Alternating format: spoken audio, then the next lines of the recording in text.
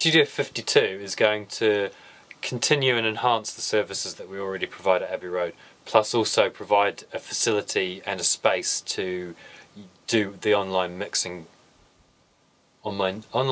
service that we've also launched. But this room will hopefully be doing a variety of work of stereo and 5.1 projects, small recording, editing, mixing, compiling, dubbing. We know there's lots of different things we'll be doing in here, and yeah, it's exciting, isn't it? Yeah, it's a new facility. I mean, Abbey Road doesn't. We don't get new facilities that often here. Yeah. The studio's been up for 80 years. The penthouse was built. I don't know when the penthouse was built. 70s. Yeah. So this is in terms of facilities for the studio. It's it's a big thing for us to gain another space, and we've got to make the space work and still make it as good as the rest of Abbey Road.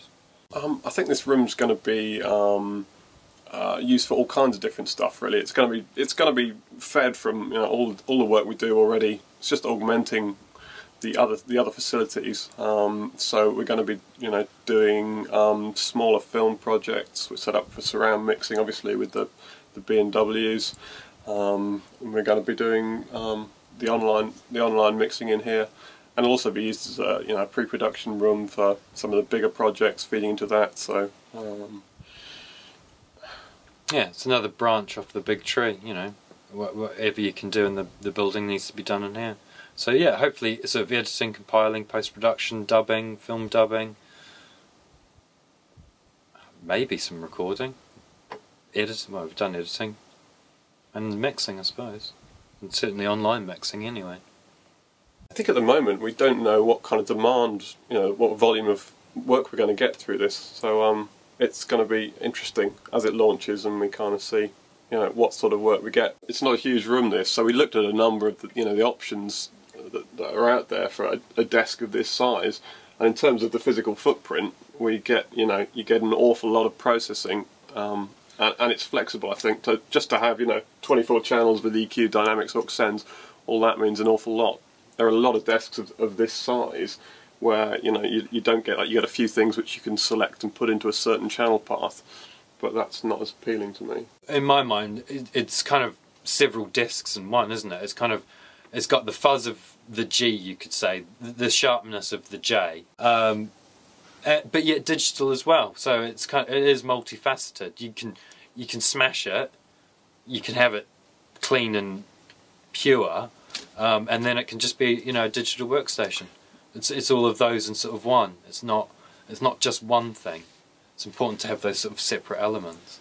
I mean, I heard about the duality mainly through a lot of clients that were buying them for home studios, who wanted to have, a good mix sort of recording console at home that was small enough to get into a space at home where they could work, and seen them around quite a bit. And was excited about how they were multi-path. They weren't just sort of one thing. I mean, in my mind, we've got it because obviously we've got the J, so we're used to using that, and it's a lovely mix console. Nice, clean, sharp EQs, good dynamics. And that's the kind of thing you look for. But also a digital workstation and something that can do surround. That's what we really need in a console. Is something that is well, it doesn't have to be analog, but it incorporates all the other functioning facilities of the buildings, analog, digital, and surround, as well as stereo. Just something that's super versatile, and clean as well, which is another important thing. I think I'm a drummer and I'm always interested in drums, but I think generally on a mix, easily split out the drums, and then maybe you're going to be subgrouping some stuff, so guitars or keyboards or something that might be in good shape in a mix. I'll definitely be submixing and using the DAW faders. Yeah, stuff that needs to can be a bit cleaner. That's where it will be going. Stuff that you want to sort of have a little bit more of a chip away at, it will be coming out through the analog, or stuff that you want to liven up, especially if you're receiving other people's material. You might just want to get a little bit more fuzz on it, and it has that sort of those multiple paths that you can choose from, dirty-ish or warmish, clean and super clean, just returns, basically. The two main things for me are that you know, working in a box, it's far slower to start a mix. You can't get your hands on stuff as quickly as you can. You know, even with a control surface, and you have to access the channel and do the EQ, you know, that kind of stuff. When you've got the EQ and the dynamics and the pans and the aux sends and everything there at your fingertips, you can very quickly shape a mix. You know, find something that starts to work, and I think that's really important, because if the first hour of a mix is kind of tedious and you can't get in the right place, then things don't happen so naturally, I think.